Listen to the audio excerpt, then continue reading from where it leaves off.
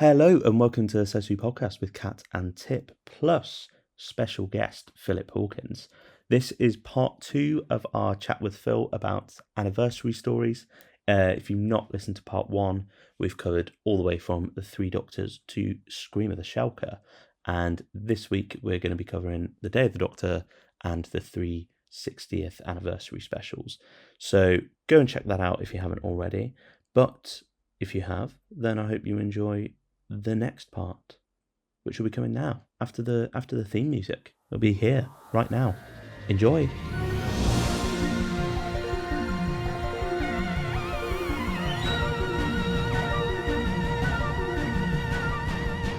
Okay, so where are we jumping to now? I believe we're jumping. So that was the 40th, so we're jumping to the 50th, I guess. Oh yeah, this is my time to shine. I love the Day of the Doctor. You do love the Day of the Doctor. I love the Day of the Doctor. I skip the Zygon bits. Yeah. What? Why? I don't like Zygons. I do. Wow. No. Does just the look of them freak you out, or is it you don't like the concept? It's not that she's scared of them. She just doesn't like them. They're just not my cup of tea. Which.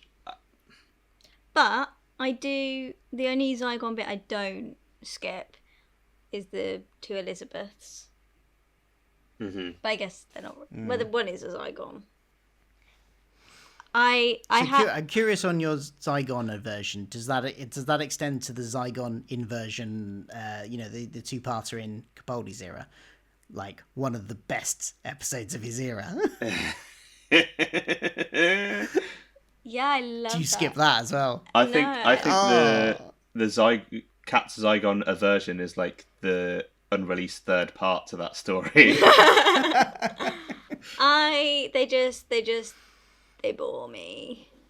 They bore me. Fair enough. Okay. And they're the wrong colour.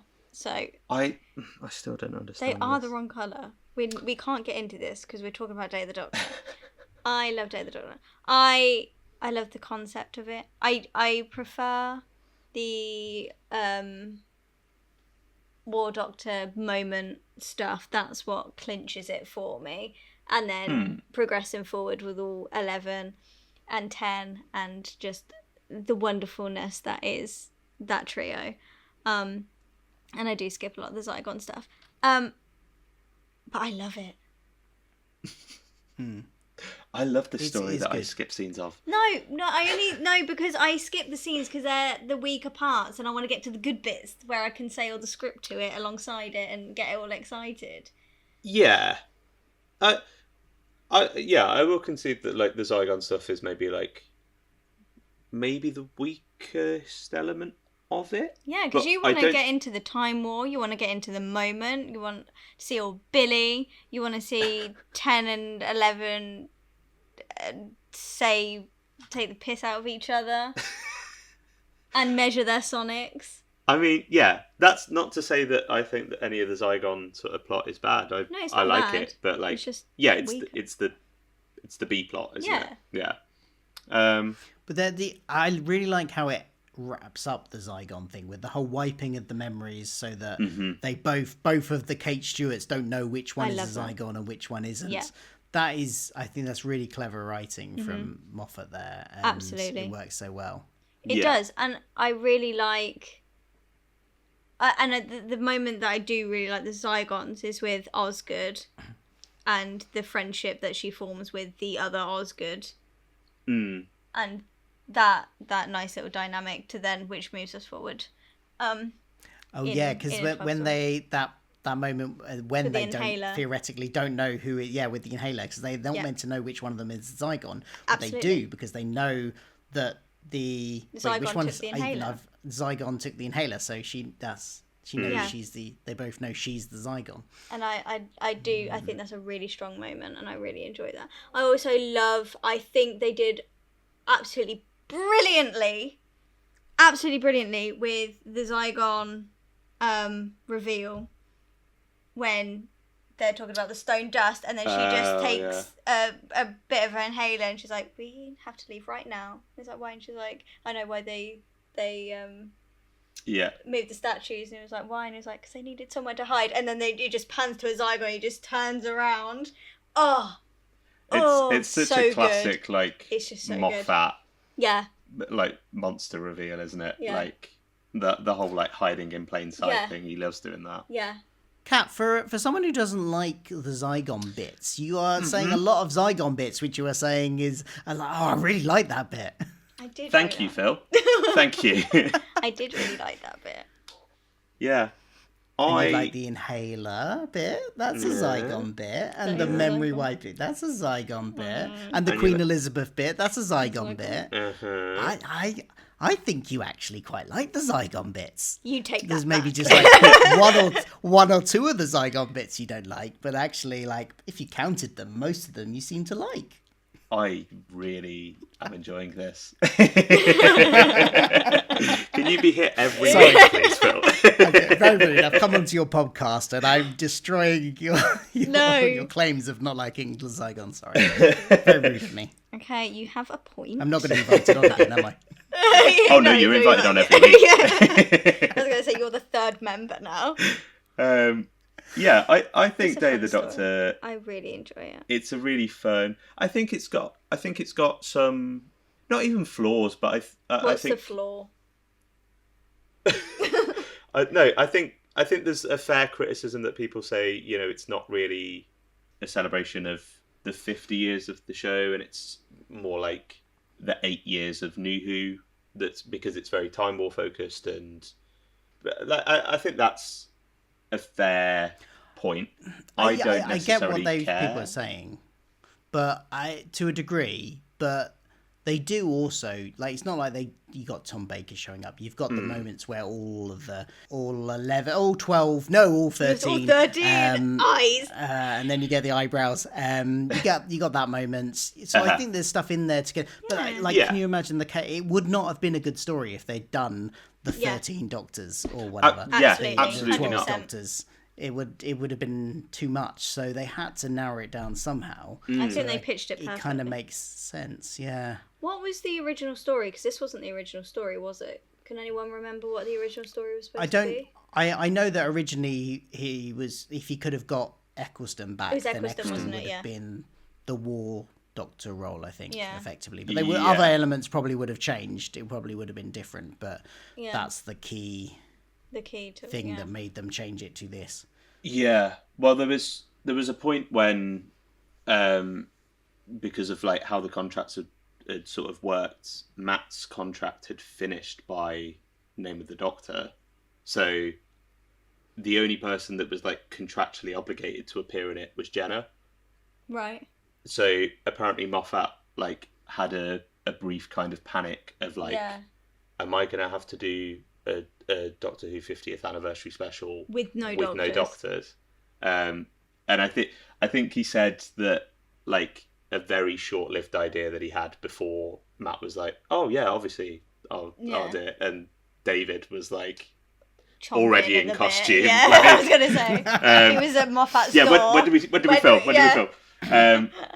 But I think he said his sort of brief idea was it was going to be Clara making her way out of the time stream thing from Name of the Doctor, but would bump into doctors that would be played by like guests, kind of like how John Hurt was like a big name, but like you'd have a Helen Mirren Doctor for a scene or that, and he was like, I don't know what the story is. I don't know what we're doing. Yeah.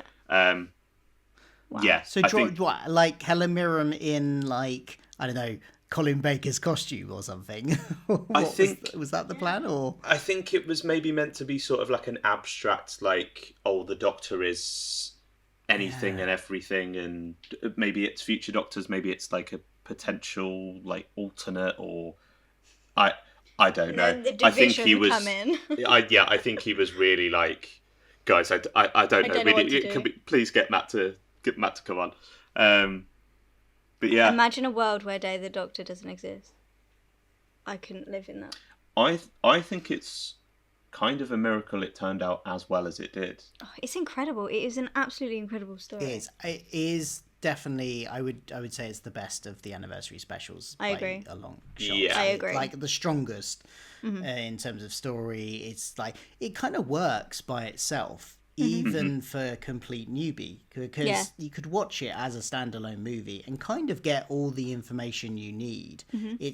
It's so well written that you don't necessarily have to. Obviously, you get more out of it if you've seen the show, but I think you could watch it and be like, you get the background on the Time War. You get everything you need for it to still make sense. Yeah. Within the story. I think it's, which in itself is a testament, because it's quite, the plot itself kind of revolves quite heavily around lore. A big sort of chunk of the lore. So to kind of make that work, and then add these different subplots, like we're adding a new Doctor in, and also an old Doctor and the current Doctor, and if you're coming to it fresh, there's a lot going on, but it's still still sort of penetrable. Like, you can, as you say, you can watch this and get everything that you need to. Yeah. You don't need to do all the homework. No. Before watching it, which I think is a really cool balance. But at the same time, it doesn't feel like it's, over explaining everything. So, people like us who are like, yes, I know what a TARDIS is. It just kind of goes, bang, let's go. Moffat smashed it. It's definitely written in the way that I think the latest era of the show could have learnt from. In the sense that, like, using the lore of the show, but in a completely accessible, written way that, like, introduces everything you need. Everything you need to know is within the story, but without it being like chunky, dense dialogue. Exposition. Yeah. Which all of the lore stuff that the latest seasons kind of included. It was chunky. It was either chunky and dense lore. To at one point bringing out an iPad which was literally playing Pyramids of Mars, to explain what was going on, or it just didn't make any sense if you didn't already watch what came before. So it was it's a shame. But, I completely forgot they did. But that. This does. But this does it really well. It's what we should focus on. This one does absolutely. it really well. And it was brilliant. Did you guys watch it in the cinema or? I didn't. No. Is that another thing you've got on us? Apparently. Make me feel old again. How old were you when this came out? I was definitely. So this was 2013. So I would have been 14. 15. Okay. Yeah. Yeah. So I you know what it was? I think I was just at that age to be like, oh, I can't let people know that I'm a Doctor Who fan. That's not cool. Yeah, you got to do it in secret. I need to be cool. Right. So I watched it at home. I think all my family had sort of fallen off with the show at that point. But it was one of those, like, okay, well, I'm going to be watching this at this time.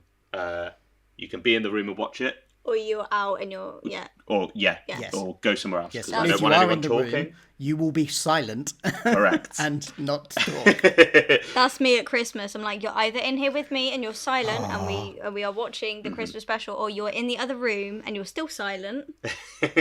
So because I have an anecdote about that. So one year, my mum and my stepdad and my sister all used to watch Doctor Who as well. So when I went around there for Christmas one year, my other members of my extended family were there as well, and my nan was there, and my great aunts and stuff. Anyway, they were really into Coronation Street, and Coronation Street was on the telly at one point during Christmas Day, and they were shushing people because Coronation Street was on, right? Yeah. Fair enough. Okay, you want to listen, fair enough.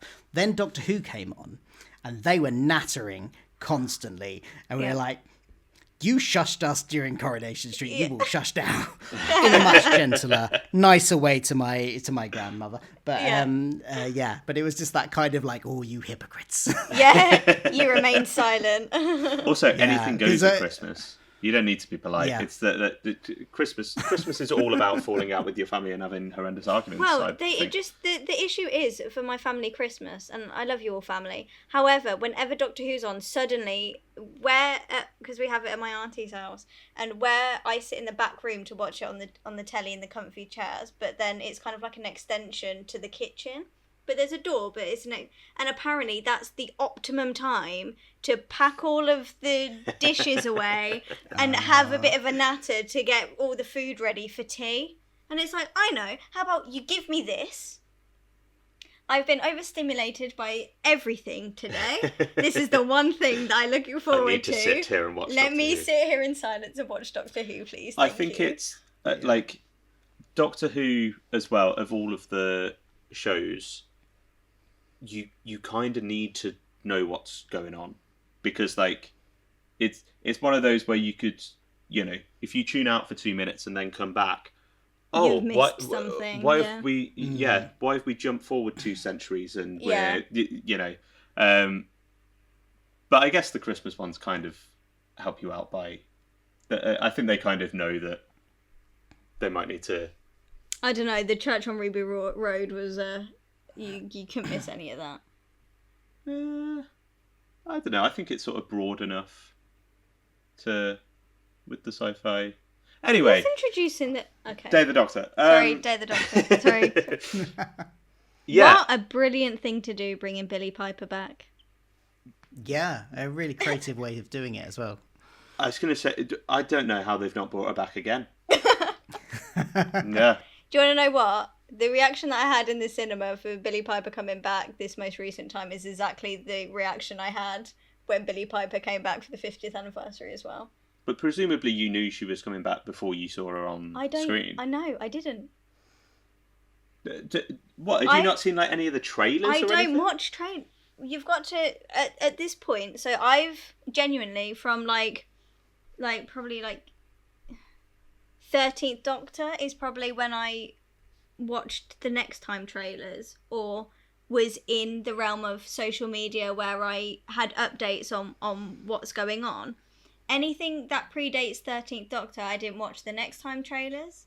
I didn't read the papers or watch adverts or TV or anything like that. So I had no idea what was going on. I'm kind of envious of that a little bit. So when surprises happened, nothing was spoilt for me. So I didn't know Billie Piper was coming back. So I was sobbing my heart out.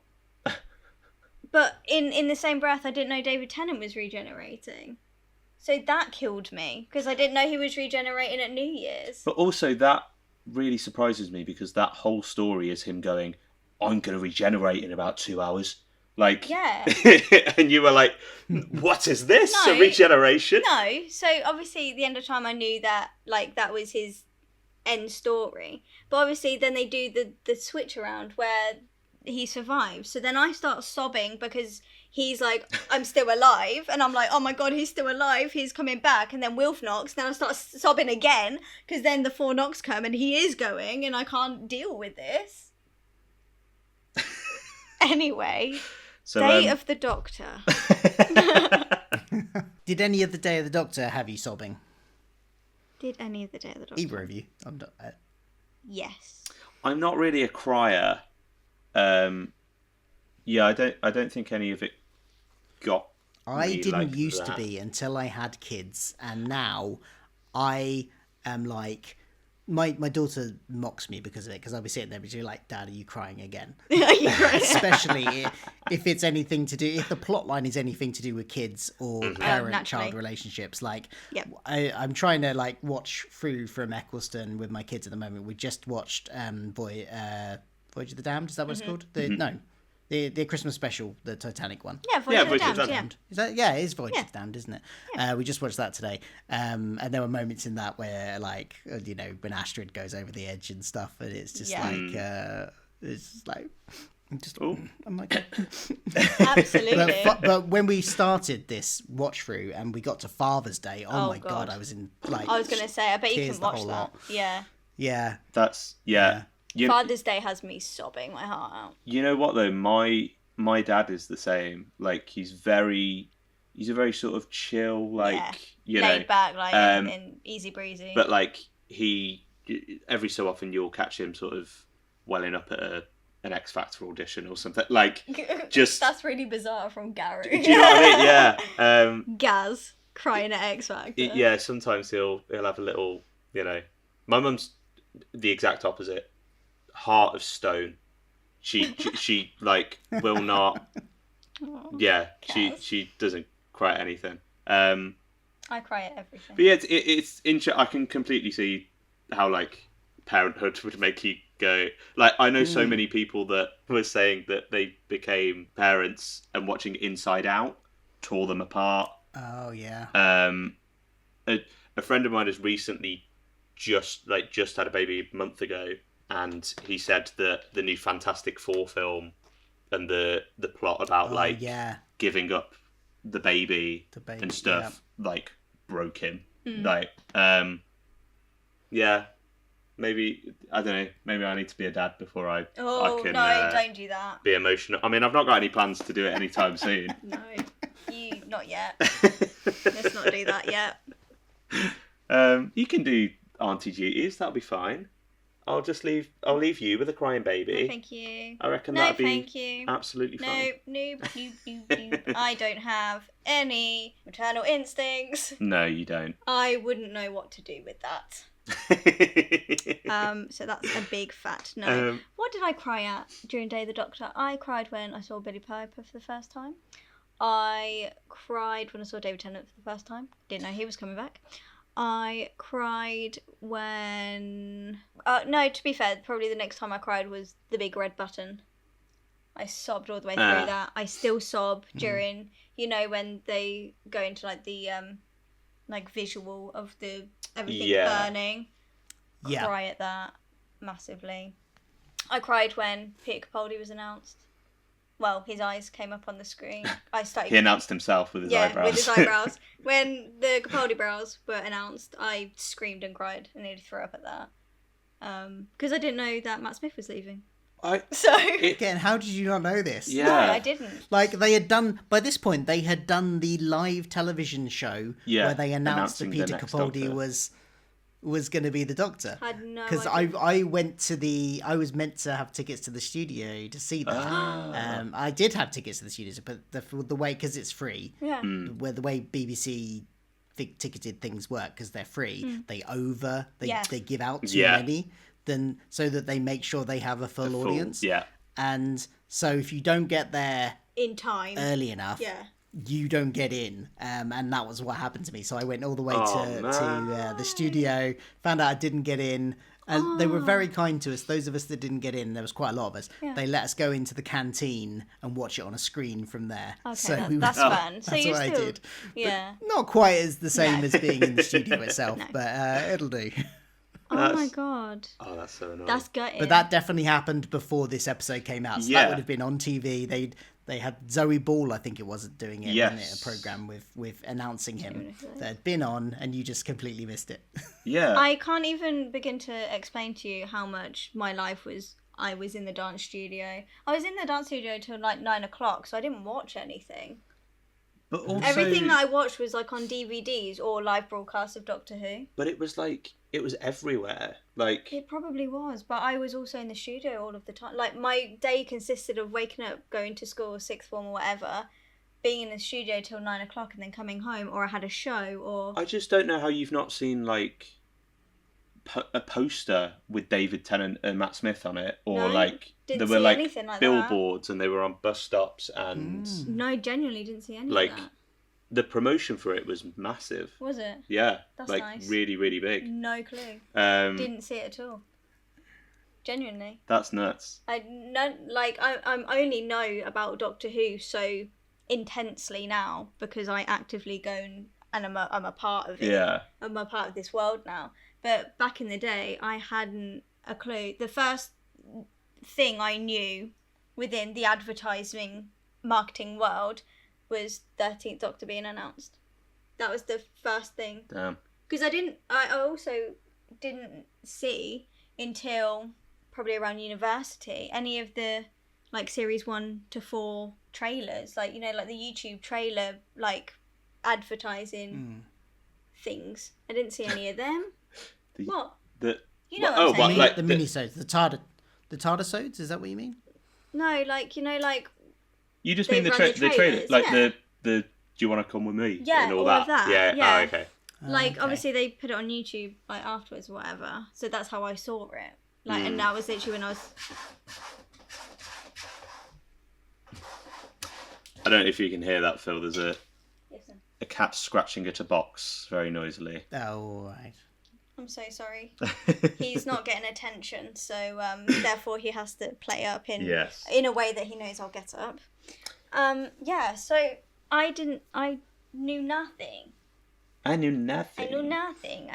I can sympathise with that. Like, before, I'd say 2017, it was about when I started my YouTube channel, 2016, 2017. Yeah. I wasn't really at all connected with any other fans or fandom, didn't watch any other YouTube channels, I didn't follow anybody on Twitter that talked about the show. I had no involvement online. Briefly in like 2005, I joined like the Gallifrey base online forums, quickly discovered how toxic they are most of the time and went, no, I'll just leave that alone. And then I'd kind of just not engaged with online fandom. I just watched the show, bought the DVDs, bought books, and that was kind of it. I was just my own little fan in my own little world. And it was only because a friend started a YouTube channel and invited me on once that I ended up going, oh, this is quite fun, I'll do a bit of this. Nice.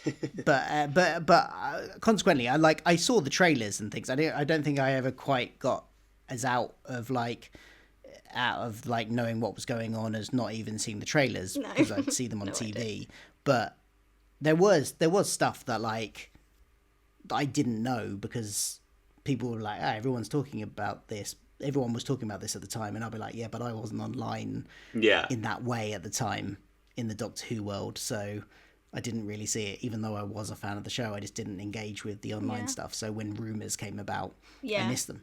So I wish those were the days. I don't think I've ever really had anything like properly spoiled for me, except for like when the BBC spoil it themselves and they're like, by the way, John Sims coming back as the Master. Great. That would have been really cool to see without having known. Yeah.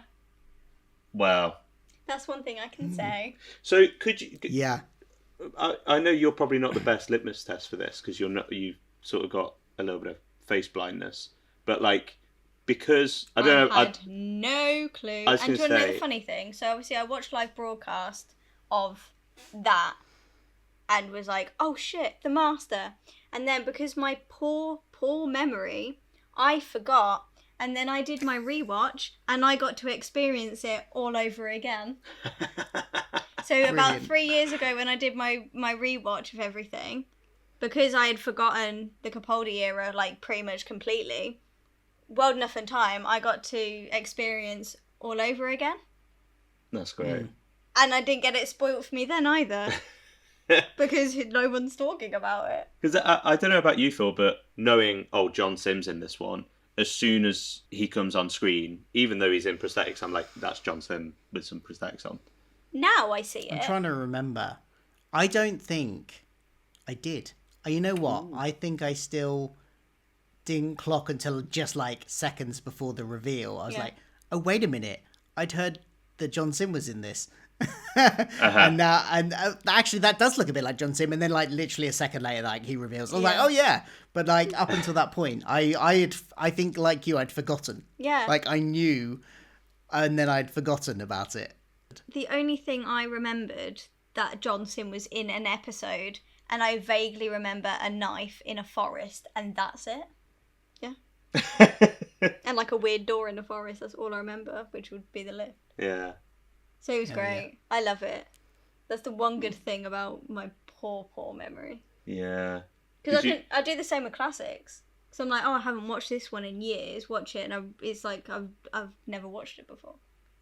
You know, I get that as well, and I think that's partly like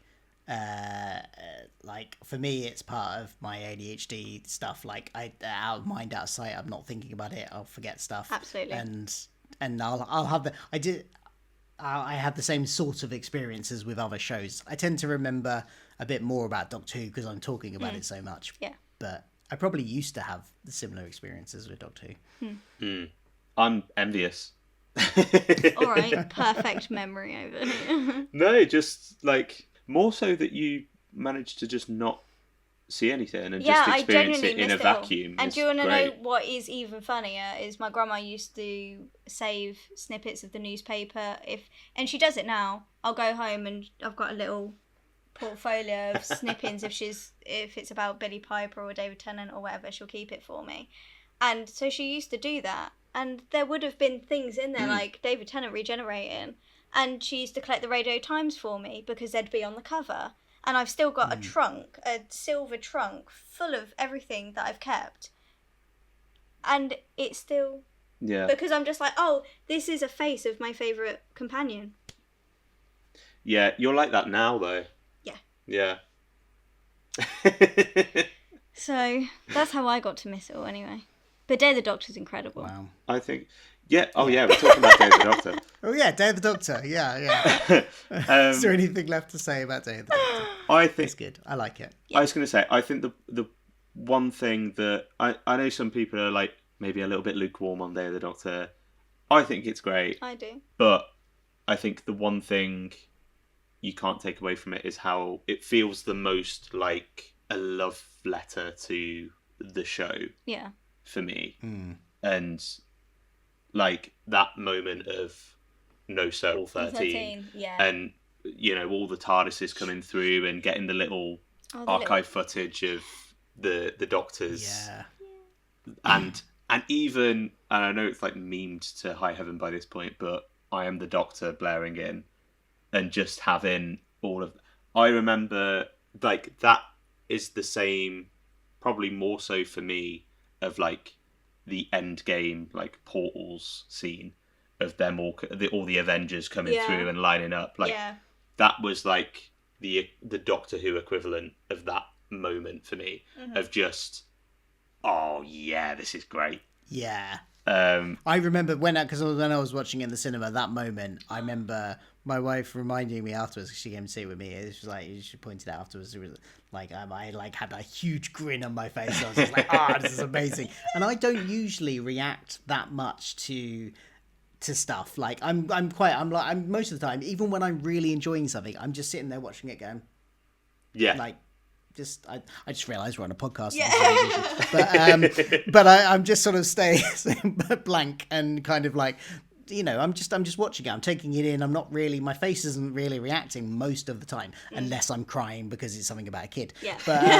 But other than that, my face is fairly like neutral. But like in that moment, I was like beaming because it was so exciting, and so it takes a lot for me to get that. Even when I am excited, my face doesn't usually show it. So when I'm watching TV, so that was just such a great moment. Yeah. May have been something to do also with the surrounding, like being in a whole cinema full of fans as well, and having everybody being like woo, like cheering and stuff. And I think it definitely, because it kind of creates that atmosphere of it feels like an event, doesn't it? And it even watching it at home, it felt like event television. You know, the same way that like the World Cup, but for nerds, like that's the way that everybody sits down to watch that at the same time. I really like Day of the Doctor. I think it's just great bit of fun. Great bit of fun. Well, now after that short break of me taking your cat outside, which wasn't a very short break at all. It took me about 5 minutes to get him down that one set of stairs. Oh, he's so annoying. He's the most indecisive cat I've met after you, actually. Should we round off our anniversary stories talk with the most recent example of the 60th specials? Yeah. How do we all... I have very mixed feelings on these. I was going to say, how do we feel about them sort of in general? And then we'll do a quick little bit of the three individual stories, I guess. I think that they work... They, as stories, I love them. I actually really like all three of them. And I think they do a good job of being anniversary specials without being multi-Doctor stories. All of this we can go into a bit more in depth on in the individual one, but the only problem with it is the fact that it comes at the beginning of the Disney Plus era. They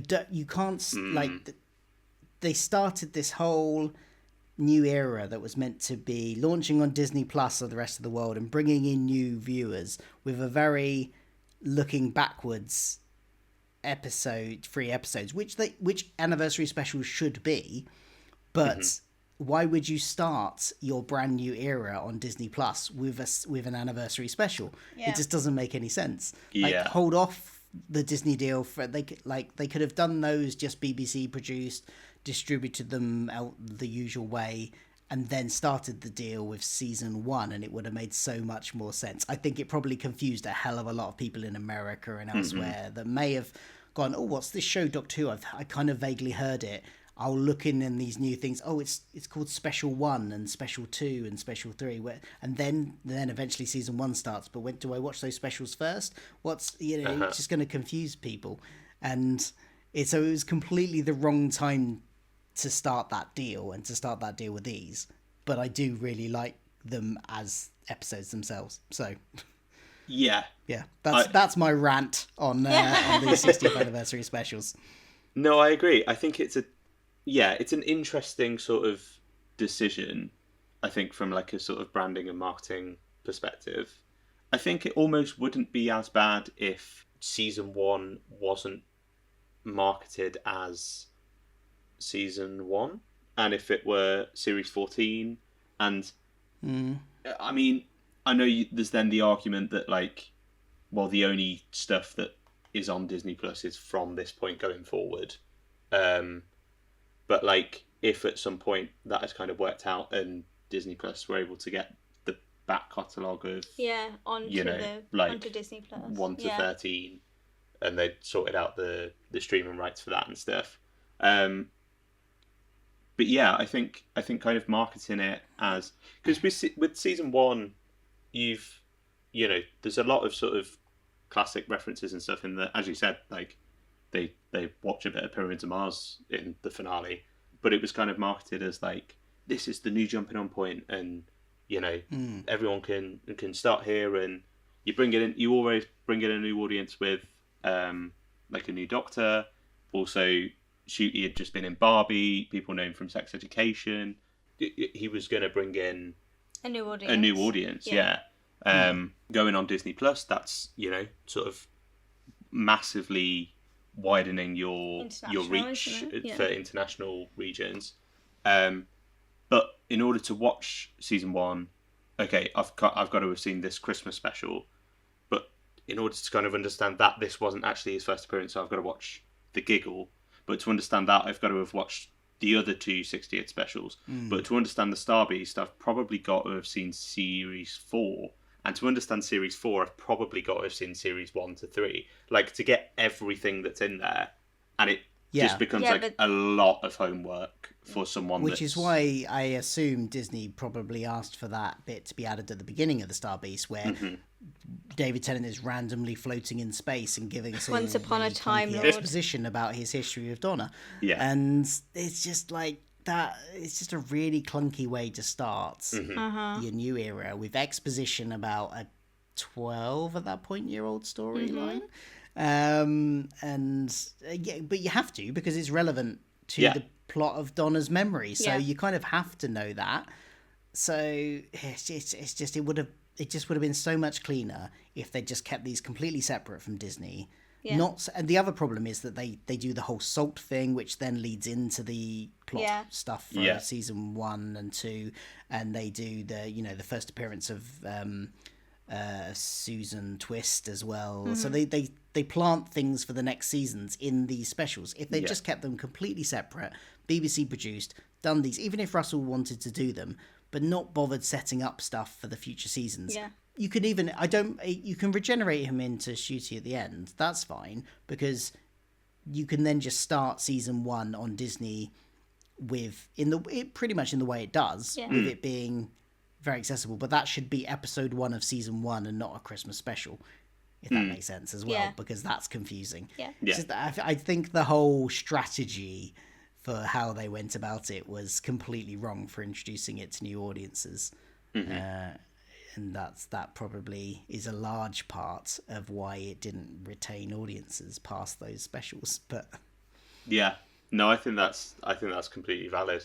Yeah, it's a bizarre sort of strategy and rollout, I think. Interesting. What about the individual stories then?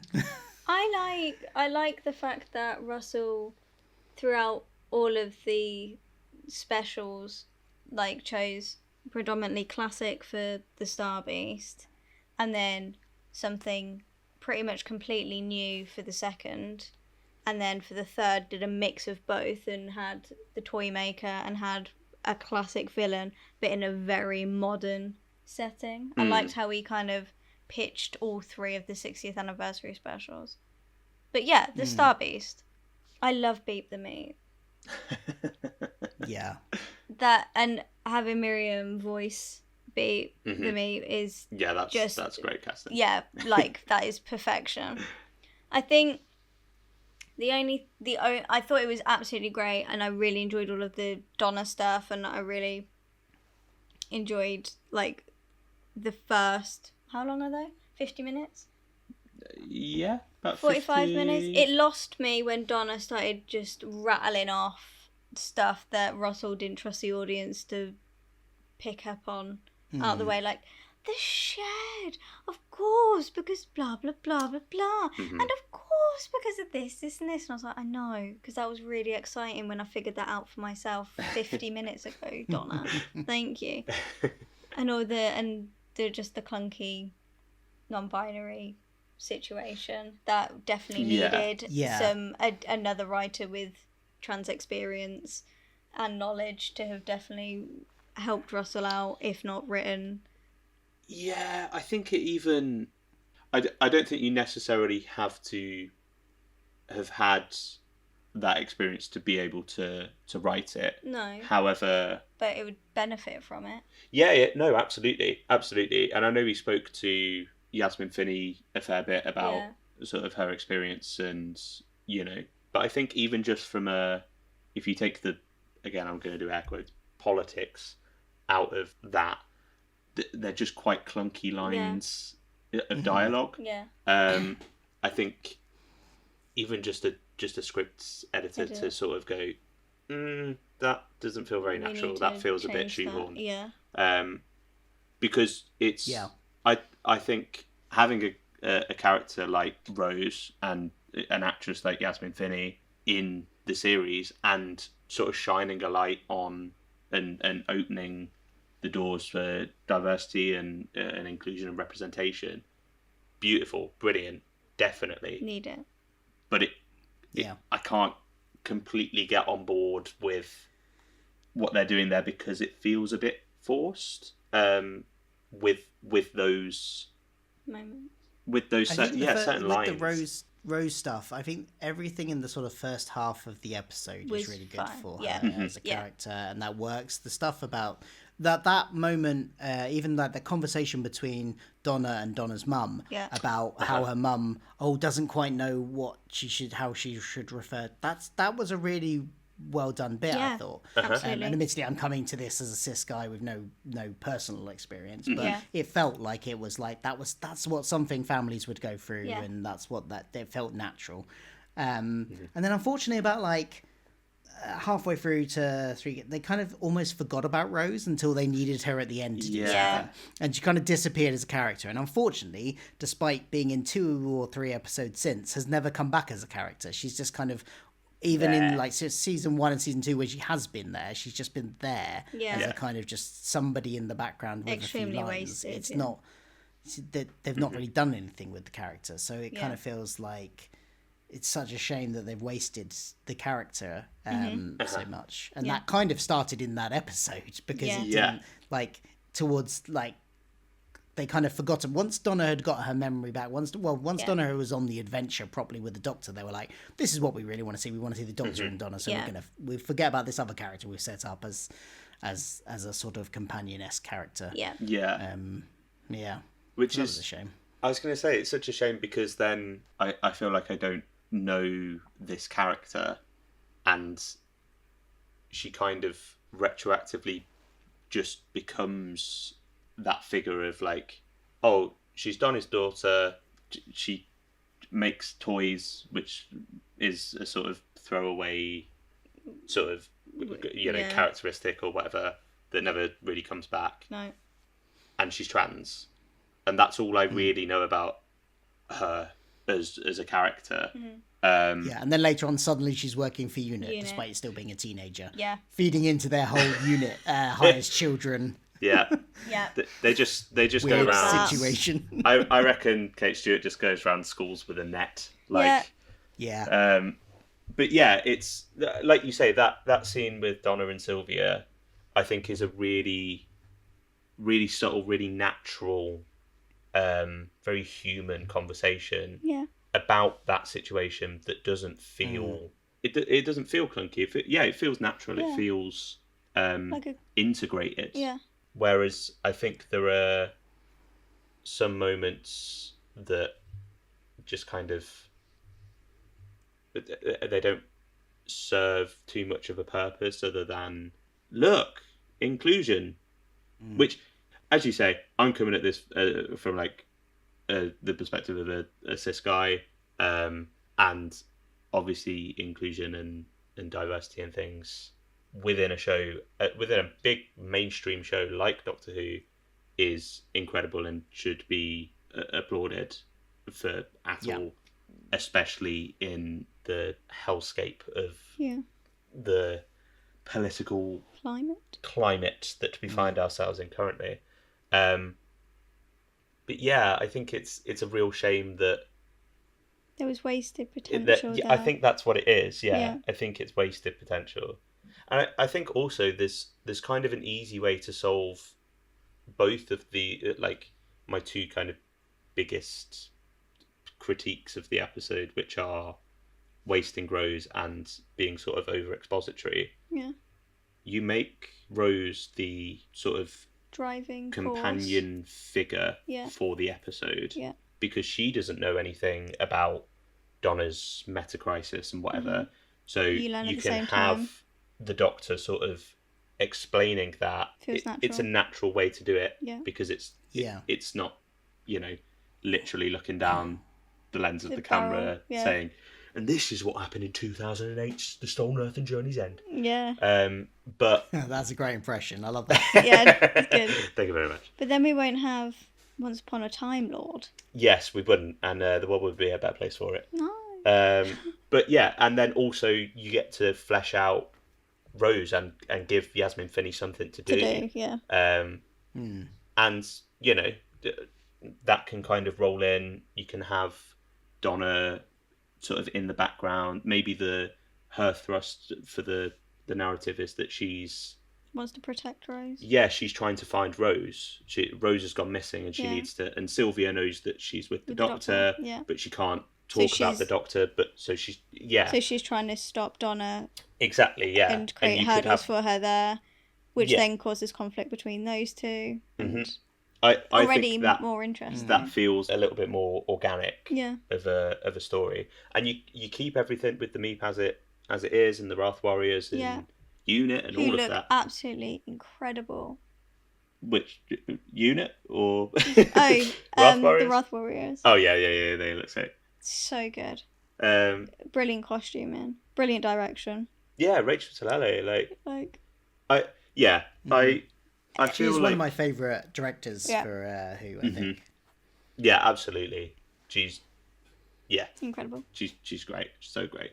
Yeah, I don't know. I feel like I've maybe been more negative on this story than I actually feel about it, because I think it's fun. I think it is really fun. For 90% of it, it is fine. It's the bookends. It's that random start with the floating David Tennant giving exposition that's clunky, so it doesn't start off great. But then it gets good, and then the ending is kind of a bit it's the explanations for why things are happening at the end just don't quite make sense. And it's like, oh, well, I see, this is one I didn't get quite far in my rewatches of anniversary specials to recover these. So it's been that's fine. It's been a while since I've seen these ones. Yeah. So I'm trying to remember. I can't remember what the actual wording was or anything like that. But there was something I vaguely remember being like, well, hold on, it's to do with being. Because the energy had been split into two or something, wasn't it? That's why she could survive it or something like that. I can't remember. Yeah. I just remember thinking this doesn't quite work with the logic they've set up. Yeah. Yeah, I sort of don't mind the explanation of like she's past the meta crisis, so she can sort of share that kind it. of That's fine. That's fine. It was the bit that came after that, which I can't remember, but I remember thinking that bit doesn't make sense, but I can't remember what it was. So, I mean, there's the whole thing where they're just like, oh, we just let it go, and the that's it. It was the letting it go thing. Go. Yeah, I think that was it. I just was like, what? Couldn't you not done that anytime? Yeah. It's bizarre. And then the why couldn't you do that back in 2009? Yeah, literally. Yeah. Because it's fine, just let it go. Just let it go. And the binary, like the binary non-binary thing, like I never really got what that was meant to be. Like, is that very much felt like Russell felt like he needed to put the word binary and non-binary in there, right? Rather than it actually making any sense. Because I was like, is this meant to be like a pun, just like a reference, and then it's like, but also, no, I just didn't really understand what it was doing. I think it just gets a little bit muddled. It didn't even like make sense as a reference to like, unless I completely misread the episode, Rose isn't non-binary; she's trans female, so therefore, no, she's not non-binary, so. Or was she non-binary? Did I miss that? I was going to say, I always took it as you say, trans female. I don't think there's an explicit sort of line. But then knowing, like, this one other thing that's annoyed me about this era is that Russell often have stuff that he's like, just comes out with in interviews, for instance. He'd be like, oh yeah, that character was this. And it was something that he never bothers putting on, he just doesn't put it on screen. It's like, well, but that's because they are. So he might have said in the interview that's because she's non-binary, but like he never put that on screen. So how are we meant to know that? Like, and he does that about lots of things. Sometimes he seems to just randomly make stuff up in interviews because he thinks it sounds good. But it says that Rose identifies as non-binary and female presenting. Oh, okay, fair enough. Yeah, I completely missed that in the. I don't know if I just missed that in the episode or he didn't put it in the episode for us to know. And it's an additional. Yeah, that's true. And I think that, But I think that's part of the problem. Like it needs to be clearer. It's a little bit sort of convoluted. It gets a little bit tangled up in the weeds, I think, towards the end. Which is a shame because it's fun, it's solid. I really liked the fact that they also did something that they were honouring the show's past, but also not just the TV show. This is like the comics, so they were acknowledging the comics as well from this, because this obviously was a 1980s comic, I think it was.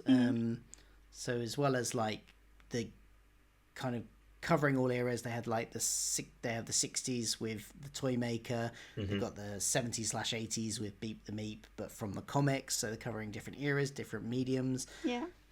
So I think that was quite a really nice little nod. It sort of opens the floodgates a little bit for to celebrate all types of Doctor Who. Not just the TV, it's this whole pantheon, if you like, of content. Yes. Don't call it content. Wobbly Yonder. Of stories. Wobbly Yonder.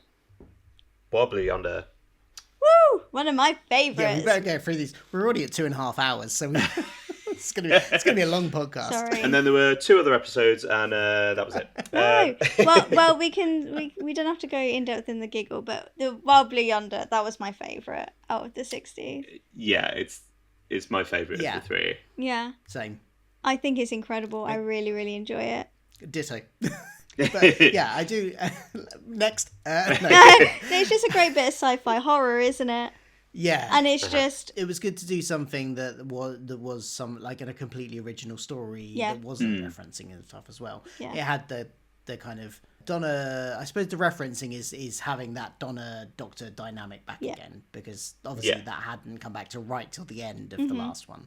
So being able to see them, but it was still a great original story. Yeah. And I think it's really interesting, because I know a lot of people were saying, oh, it doesn't really feel like an anniversary special. Like, it could just be an episode from a random series. And I think I understand what they're saying to a point, because, you know, as you say, the only sort of like recurring elements from the show's history is the Doctor and Donna. But I think there's an interesting thing there that for the story to work, you need to have characters that know each other incredibly well and have this history and this really strong relationship, but also had that time away and are kind of figuring each other out again, which I think in itself you can't really do. You know, if you had this story with I don't know, 12 and Clara, like, there's not really, you know, you've got that first thing of, oh, it's this really strong relationship, but I think the added element of they've only just come back into each other's lives, and it's been so, you know, it's been like 15 years for Donna, but it's been centuries for the Doctor, you know, and trying to figure out. I think it's interesting that you get to do the whole, like, is this the real you? Is the, and you know, because it's a little bit of a trope, I guess, in clones or doppelgangers. Doppelgangers and all of that sort of stuff. But it really works, I think, for these characters at this point. Yeah, and it's very specific to who the characters are as well, because they have missed so much time away from each other, and it really solidifies what we need to know moving forward with the Flux references, and with, I really like the not thing of Donna's being able to retain Dr. Donna memories in which the real Donna can't, which then adds another layer on it for the Doctor who's trying to work out who's who, which is really clever and really smart, but then also really gut-wrenching when it's not the right Donna and he just feels so exposed. Oh, masterpiece. It's a really great little story. I love a countdown. I love a countdown episode when everything's happening in real time, because it really what? Why would you laugh at me? No, I love a countdown. I really love countdown. If we're talking not Doctor Who, I really love countdown. Boom! I love it. I love the numbers round. Anyway, I forgot what I was saying now. I love a countdown episode. I like it when the threat's happening right here, right now, and you're literally on the edge of your seat and you can't breathe because you don't know what's coming around the corner. So it was a good one for me. And I think it's you know, you put 2 actors of that caliber together with that chemistry together and just go have fun. Go. Yeah. And it really feels like the script is there.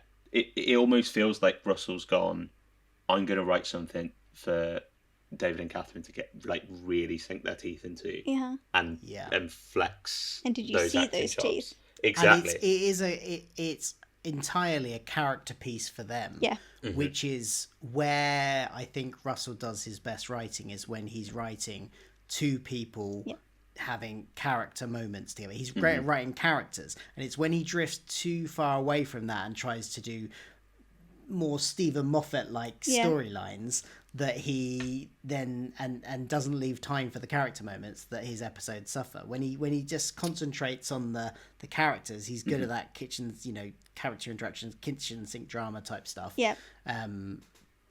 That this has a lot of, so it works really well. Absolutely. Yeah, I think that's the strength of Russell's writing. Character. Yeah, it's They character feel so and real.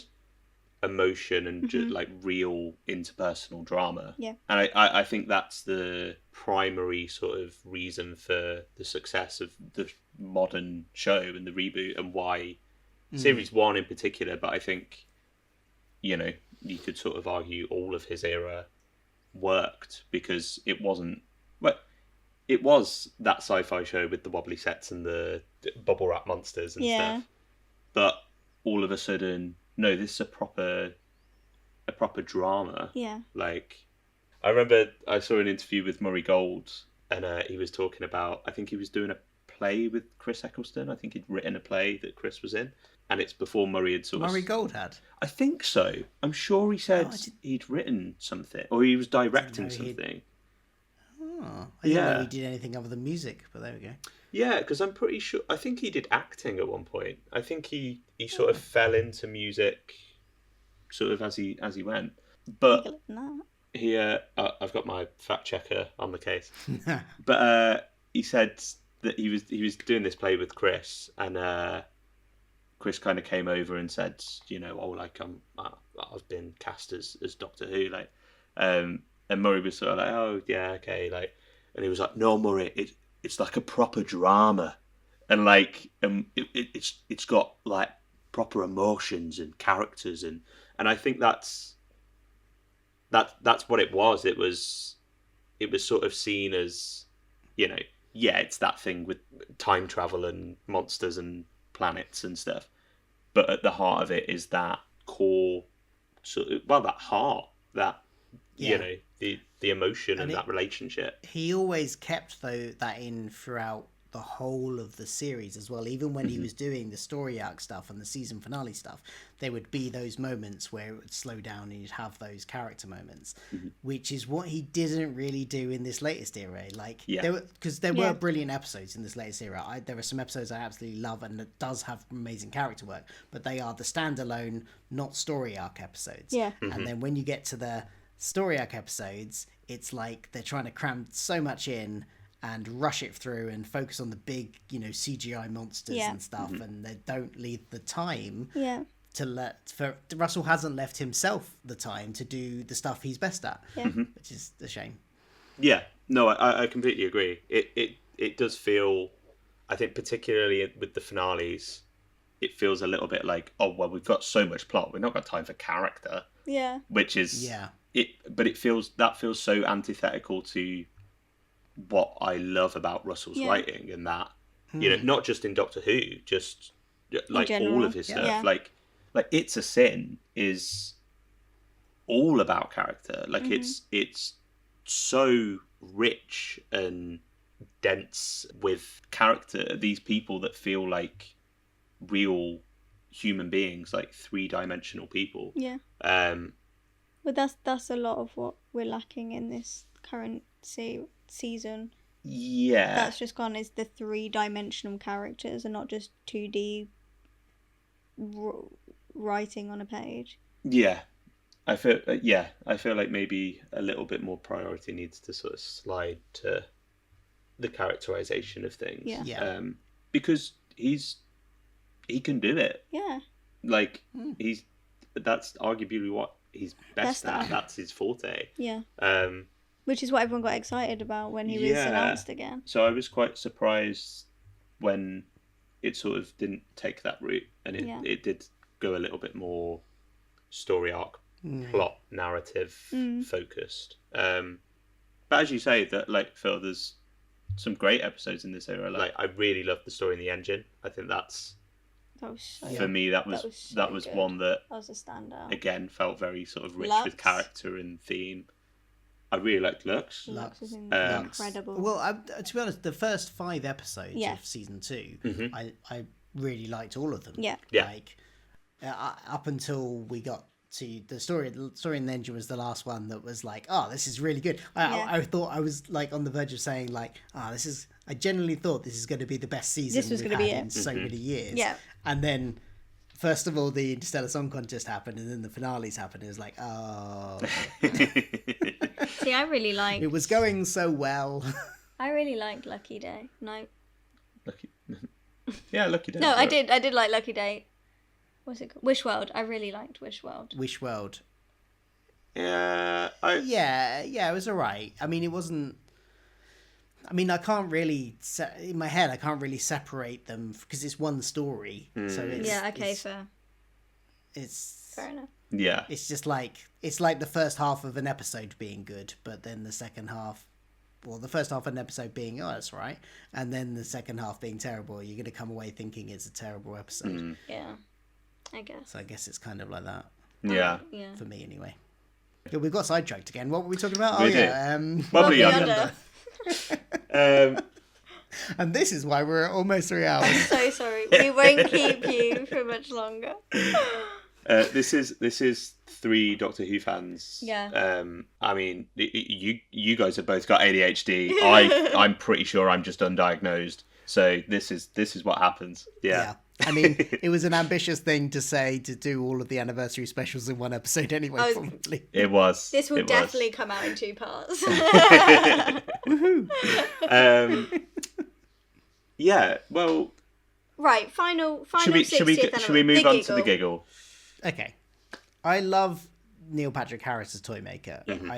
He's very different from the original Toymaker. I grant you that. And there may be people purists that are like, he's nothing like the Toymaker. Why is he acting so different? But I think it works, and I think he does a brilliant job, and he's very entertaining. Yeah. Yeah, no, I completely agree. And I think especially because he's such a theatrical performer, and he's got so many strings to his bow that he can act, he can dance, he can sing, he does magic. So of course you would use all of his talent. Yeah. In this one episode, with the Toymaker, who can do anything and everything that he wants. Yeah, because it's a character that's the perfect excuse to be a showman. Yeah, and throw everything at I don't know what the expression is. Throw everything at the till.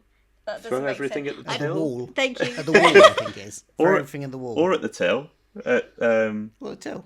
Yeah.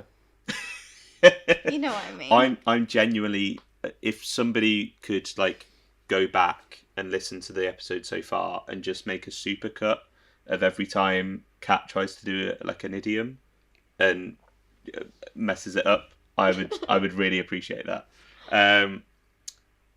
Don't, because one person will do that. Yeah, I think he's great. He's a really fun presence. I know It was such a great character to bring back. Yeah, and I know some people were like, "Oh, this is just how Russell does insane villains or whatever," and kind of compared to the Master, and I think especially with the song and dance number and whatever, and people were like, "Oh, we've just had this with Chibnall's Master with Rasputin and all of that." I don't care. I think the Toymaker doing a little dance routine to the Spice Girls whilst turning all these soldiers into petals. And I was going to say, there's really sinister and dark underlying themes running through that dance number. So although surface level he's having a great time dancing to the Spice Girls, if you peel back the layers, which is intended, it's not a happy, fun, campy dance number. It's really terrifying and horrifying. So yeah, it's the perfect lightheartedness that was necessary to be able to deliver something so dark. Yeah, I completely agree. Also, fun fact, the unit soldier that gets turned into the ball, that is a lad that I went to school with. That's incredible. Yeah, I've been in plays with that guy. Is that your claim to fame? That's my claim to fame. I've been in plays with the guy that got turned into a ball by Neil Patrick Harris. Nice. Yeah. Nice. There you go. In the 60th anniversary special. Yeah, no, I think that's a really fun sequence. I think there's a lot of fun sequences in it. I really like the catch. I know that's controversial to say because a lot of people hate it. I love the catch scene. Yeah, I think it's dynamic, and they literally threw themselves into everything that they were doing. Throw everything at the till. Yeah, I like the catch scene. I think the fact that it kind of just ends with him just not catching it feels a little bit anticlimactic to me. What were you expecting? Him to fall off of the unit tower? No. I have an answer for this. I saw, and I can't remember whose video it was. I think it might be a YouTuber called Vidana, maybe. But he had a video essay about this era, and he was talking about how he'd resolve that and trying to tie, because he was saying like the whole Giggle and everyone going mad doesn't really come back into, like, it kind of gets a little bit dropped. Yeah. And he was saying, like, I feel like a fun way to tie, the entire population in and whatever would be for the Doctor to start this game of catch, and they're playing it, but then they throw it to someone else, and it keeps passing through, like, everyone in the streets, and the toy maker can't get the ball back and has to forfeit the game because he can't get it back, and so he can't win the game. I quite liked that. Kat's looking at me with a really blank expression, but I thought that was... I'm not sure how I would have liked that, but I can see where they're coming from with it. Yeah. I think but then in turn, they've just broken the rule of the game, because it was supposed to be them three, in which the toy maker will then win, and they have lost subsequently. Yeah, but like you could write around that. But then what's the point? No, because but it's like all about rules. No. I don't. I mean, you could have it so Why it's are not you following the rules.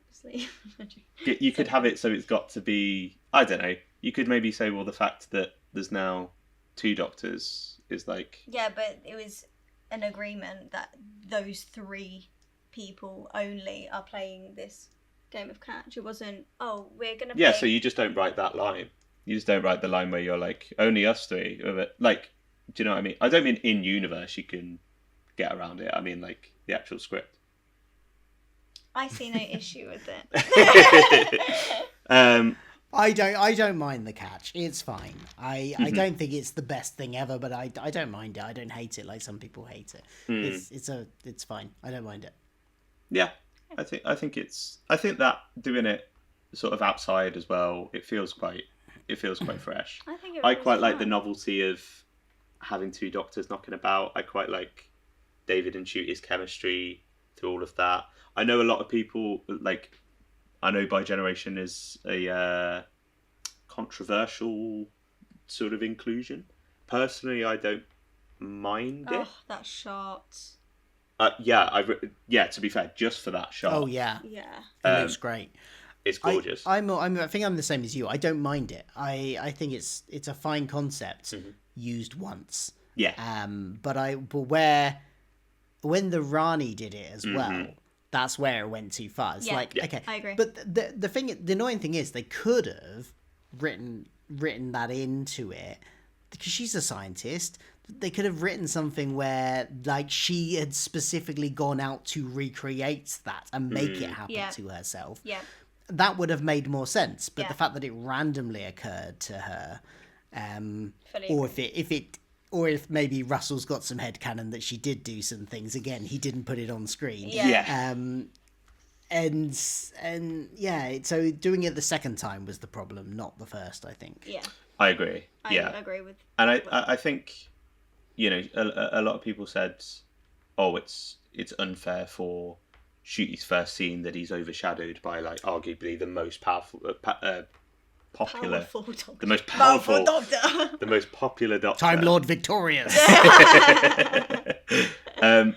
I really don't think... Ncuti held his own, 100%. Yeah. He was the Doctor. I think David kind of takes the back seat a little bit. Oh, yeah. 100%. If anything, Ncuti overshadows him. Yeah, absolutely. 100%. Which I think is the right call. Yeah, I was going to say, because, it should be. It's the new Doctor, also the optics of it being like the first black actor as like the mainline, a mainline Doctor. I know obviously Joe Martin, but like a numbered Doctor that has their own series and whatever going forward. And also it's like David had his run and got like the big like send off where the focus was on him for his regeneration. He's coming back and just doing, we're just I think he as an actor and also just as a decent bloke would be like, no, this is his scene. Yeah, like, absolutely. I'm here to just it's David Tennant. sort of facilitate the narrative and support.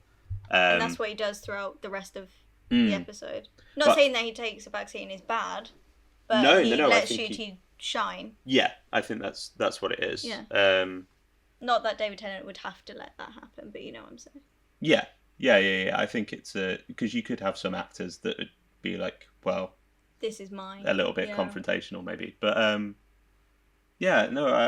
really like their dynamic as well. The whole it's a really lovely moment after they've defeated the Toymaker, and Shooty sort of brings him into a hug and like kisses him on the forehead. Yeah. There's something really, I don't know what it was, something really lovely and like really tender about that little exchange. Yeah. It's like kissing your inner child, isn't it? Yeah, I think that's what it is. Yeah. It was nice. Yeah, it was slightly like, though, again, this is Russell writing lines that don't necessarily seem to make much sense. The whole, I'm okay because you did the therapy and we're doing it out of order, that kind of thing, didn't really make any sense to me. Yet, maybe, depending on what happens in the next Christmas special, it might do. But maybe that will make more sense if they end up, however they end up there. But to me, it didn't make much sense, you did it, so now I'm okay, because you've already split apart. How does that work? He's not going to turn into you later. So, yeah. I think he will turn into him later, though, won't he? I think that's what it is. I think there's no real... yeah. Who knows? There's no... Like, that's what people have gone and interpreted that line as. Yeah. But that's what some people have interpreted that line as, I should say. Not everybody. But it's not clear whether or not... So it just felt a bit confused to me, but we'll see what happens next year. I genuinely think it was just a way that Shooty could be his dynamic, happy Doctor, and it wasn't such a harsh juxtaposition between this kind of frail 14th Doctor who was traumatized and really struggling. Yeah, I don't know. I don't know. But I guess you could. I guess you could do that just with a regeneration anyway. Yeah. So because I feel like Matt Smith kind of all of the Doctors are different, aren't they? Yeah, but I feel like especially when you've had quite an angsty sort of 9th and 10th Doctor, and you've got a 11 kind of 11, and then you've got sort of throws 12. it off a little bit. I don't know. But yeah, I think it's. I think the main gripe with the 14th Doctor for me is that the whole why did this face come back?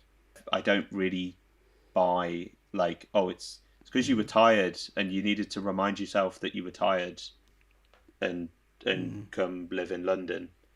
I didn't quite get it personally. I think that sort of line of thinking of the Doctor needs to calm down and take stock and do his therapy. I think that's absolutely fine. I think you can have that as a trait of this Doctor. Yeah. But I think using that as the reasoning for why he's got David Tennant's face again, it never really... Especially because I think there's so many... More interesting things. Things, and also like easy things that have already been set up or that you're going to set up that you can play with. So like it's coming off the back of the Power of the Doctor where all this like forced regeneration has happened and stuff, and you've had the Guardians of the Edge and all of that.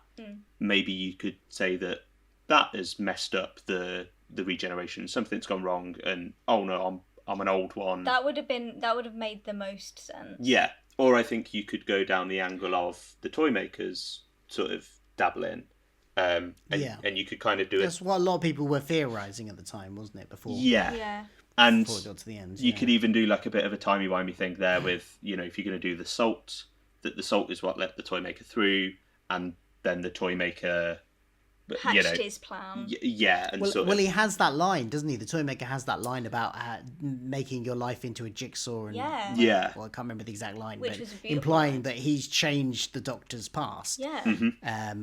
Yeah. Presumably thrown in there as a kind of catch-all for any continuity issues. Exactly what that was. Exactly what it was the Toymaker all along. It's the new Time War.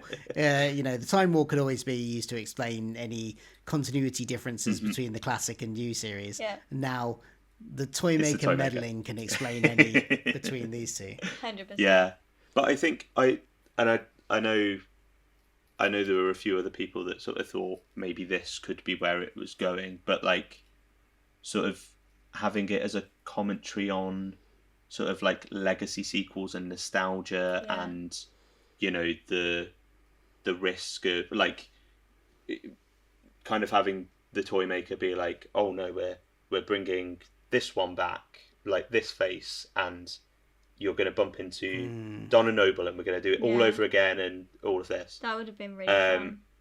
That would have been interesting. It would have been really because I think you can have a little bit of sort of meta commentary there. Yeah. And it also kind of ties up, because I know a lot of people were saying that it's not really an ending, it's sort of a pause, and it means that Ncuti's Doctor is sort of like, you've still got David Tennant in Chiswick or whatever, like.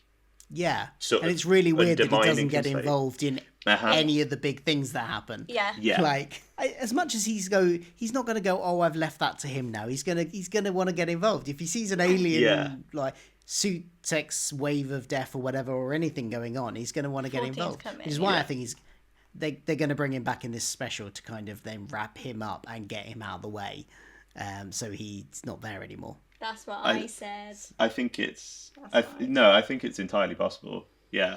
So I think there might be on the sort of bi-generation side of things, there might be what would you call it? A re-bi-generation? So they come back together. Yeah. Yeah. Yeah, they'll merge back together and then regenerate into the 16th Doctor. That's what I think will happen as well. Uh... It will either be that or some sort of like time slip where... because he was breaking reality, that's why we've got Rose Tyler moment, Heart the TARDIS come through and the Doctor's lost in the TARDIS, and then there'll be a little explanation, adventure there, and then she will go back to be in the TARDIS, and then the 16th Doctor face will return. Next year! We'll get a new Doctor next year. Yeah. Maybe.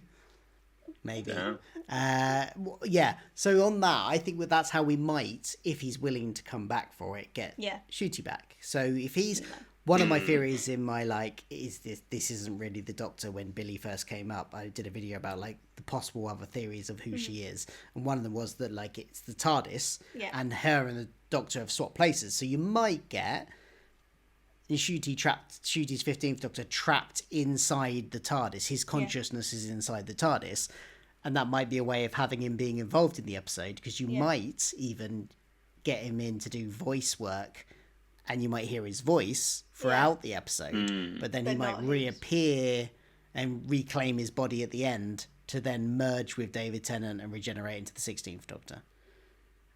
We'll see if any of that comes true, but it's a wild theory, but you never know.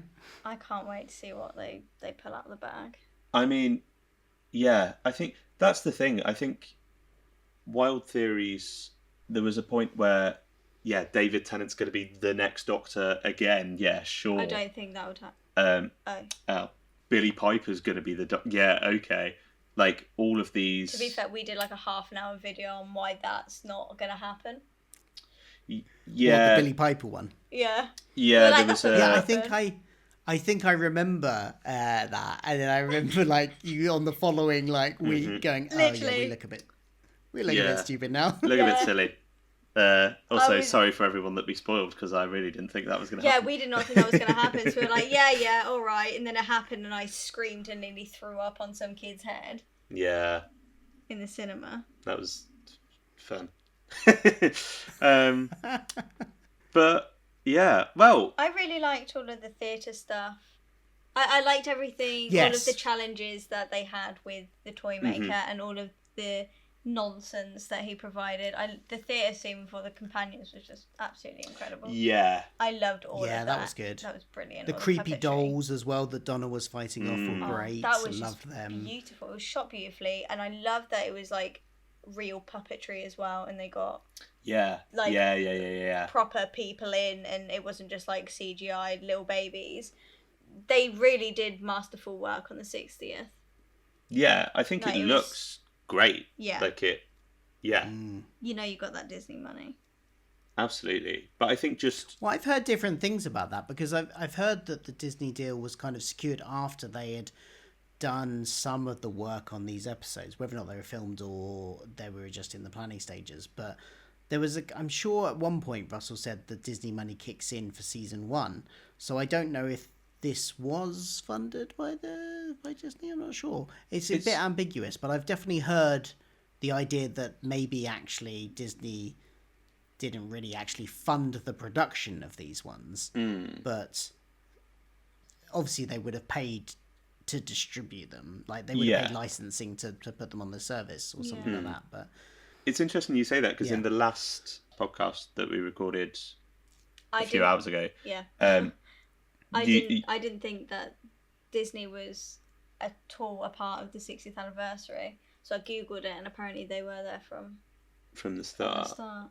Oh, okay. I don't know in what capacity. Yeah. But it said that Disney was on board for the 60th. Because the only thing that made me think, they probably were because the unit set and the TARDIS set, I was like, I feel like they wouldn't have been able to afford this. But again, you know, if they came on part way through the... Maybe that was... I don't know. When do we see the new TARDIS? It's at the end of the Starbase.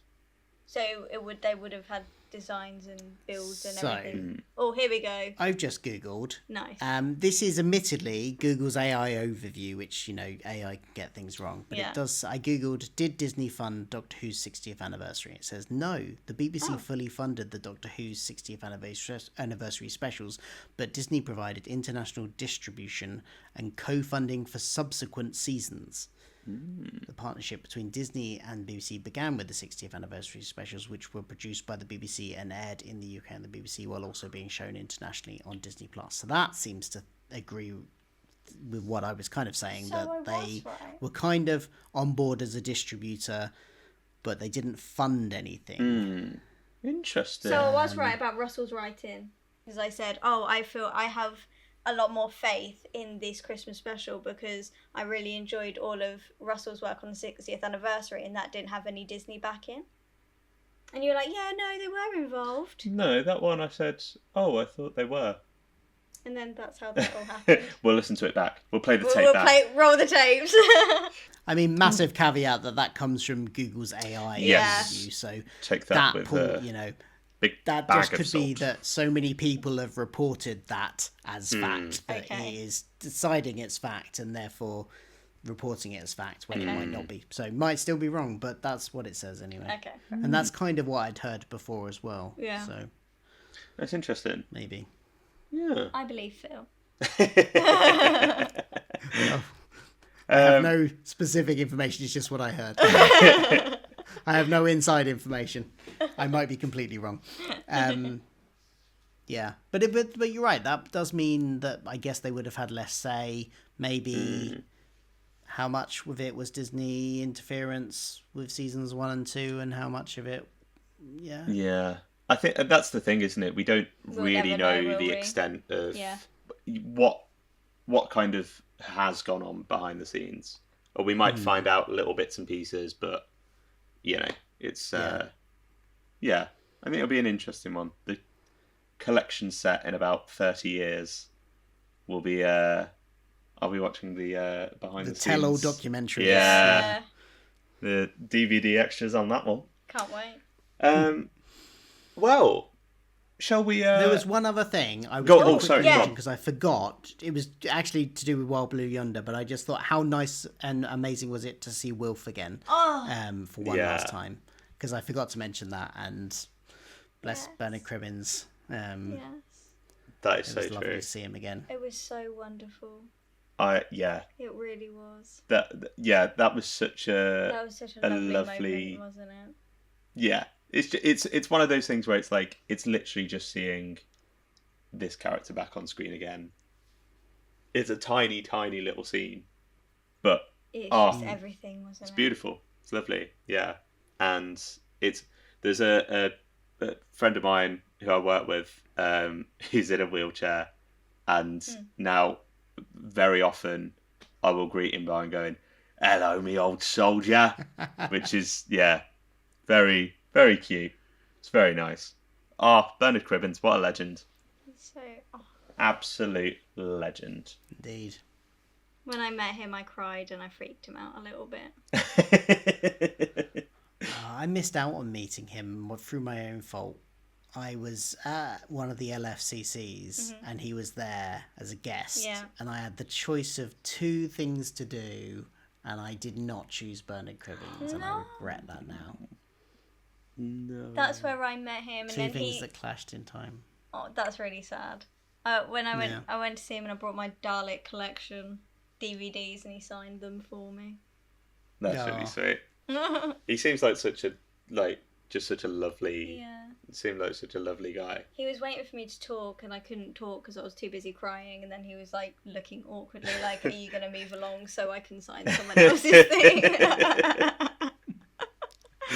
Who is this girl crying on my shoulder?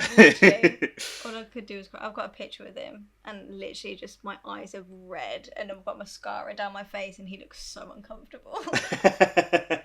And you'll treasure it always. He's probably bewildered by fans' reaction to stuff. He's like, I was just in this program for like a year. Why are you getting so emotional about it? Literally. Bless him. Yeah. Will. God love him. That was lovely. That was really, really special, wasn't it? Yeah, that is the cherry on top of that episode. It really is, yeah. Just to finish it off with one more little treat. Yeah. Yeah. That's lovely. Well, on that note, shall we wrap up this 3.5 hour podcast? Yes, I'm. Is this your longest one? Yeah. Quite possibly. Be, Quite possibly. Yeah, it will yes. I apologise to you and your wife for keeping you just over 3 hours. That's all right. I've had fun. It's been great to talk about it for a prolonged period of time, which I don't usually get to do. Good. Yeah. This is very different from 10 minutes, isn't it? It's very different, yes. Very different. I told you we ramble. Yeah. The tangents galore. Happened. But no, thank you so much for coming on, mate. You. It's been it was lovely. Lovely to meet you, and you're welcome back anytime. Well, I'll stake my claim if you're ever doing the TV movie,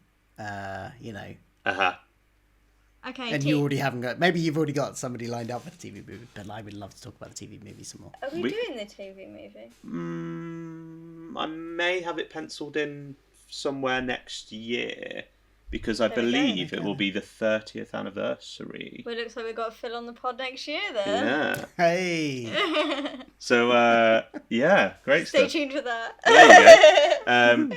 You might have to sort of block out about 2 days in your schedule to record if this is anything to go by. But especially because I bloody love them as well. But yeah, thanks so much for coming on. Where can people find you? On Culture Filter on most places. So that's as I said at the beginning, spelled PHIL.